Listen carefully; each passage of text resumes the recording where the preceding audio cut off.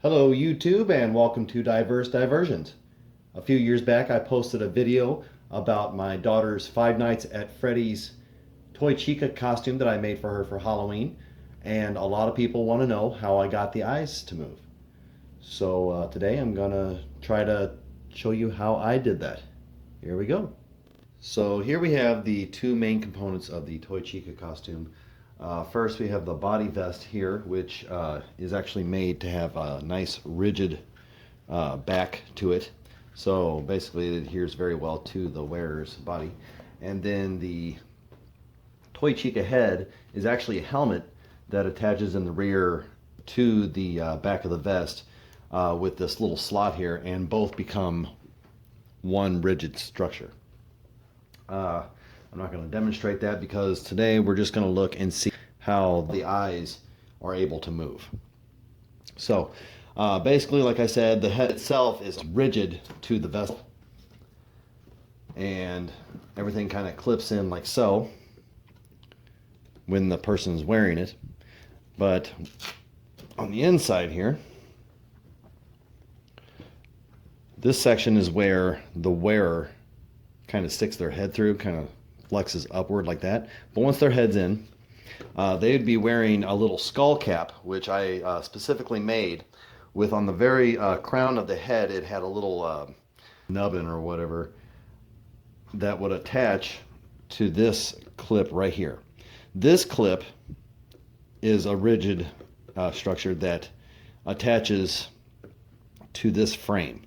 This frame, as you can see on the inside, it's kind of oval shaped, and it goes all the way around the two eyes.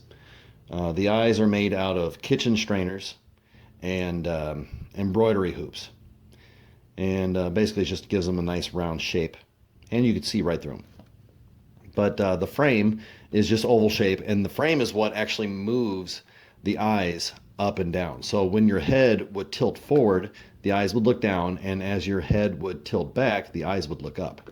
Just like that. Just slight, but enough to where, as you can see, they would lay naturally.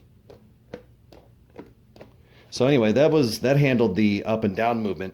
That is attached to the inner wire framing. On the corners here, there's like a little pivot point where it is allowed to turn freely on each side of the helmet itself. So anyway, so that's the up and down movement. The side to side movement is actually accomplished by these two little bars here. These would attach by Velcro to the temples of the wearer, or to the skull cap that I had created, which unfortunately I don't know where it is located. But anyway, so they would attach to each temple, one on either side, and those are attached to little wheels up here at the top. Those wheels are then attached to through the frame, the eyes themselves. And as the person would turn their heads, the eyes would actually follow and turn with the head. So as the person was looking up and down, left and right, the eyes would actually follow where the person was actually looking, which created a really realistic look to the whole thing.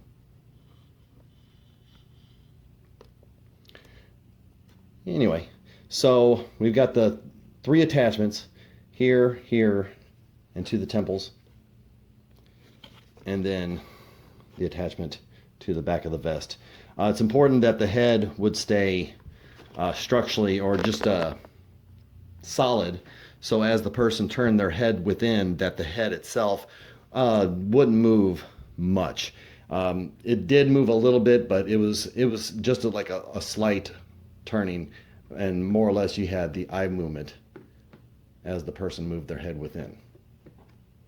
I did plan for this costume to have a working jaw, so as the person would also move their mouths, that the jaw would open and close along with. But because of time constraints, and it was coming down to the wire to Halloween that year, I was unable to work in that mechanism. I had to finish up real quick. And I did so by, I first constructed a wireframe within. And that's what the actual structure is just the wire frame.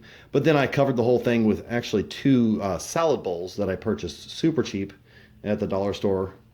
Cut them in the shape, attached everything to the wire frame. And it is kind of, up and down. It's not super rigid either, unless you close this up and attach it with the Velcro as well.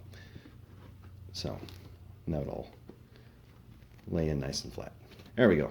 So that would be the back of the costume there. And then that would be the front. So anyway, I hope that answered everyone's questions. How to go about building it. I more or less did it on the fly.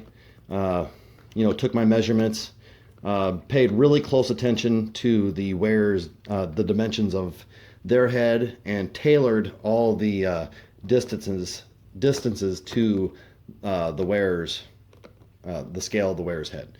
So it was very refined mechanisms. But I mean, with the Velcro, it's adjustable. You can adjust distances until you get it just right if you try to recreate this. This right here, that's just a guard, like a softened guard, so it wasn't just bare wood. Because when looking down, it did have a tendency of like making contact with the face. Of course, it's not a very violent motion, but can over time become uncomfortable. So I had to soften that up a little bit. Like I said, these are kitchen strainers, the eyes themselves. I just hand painted those.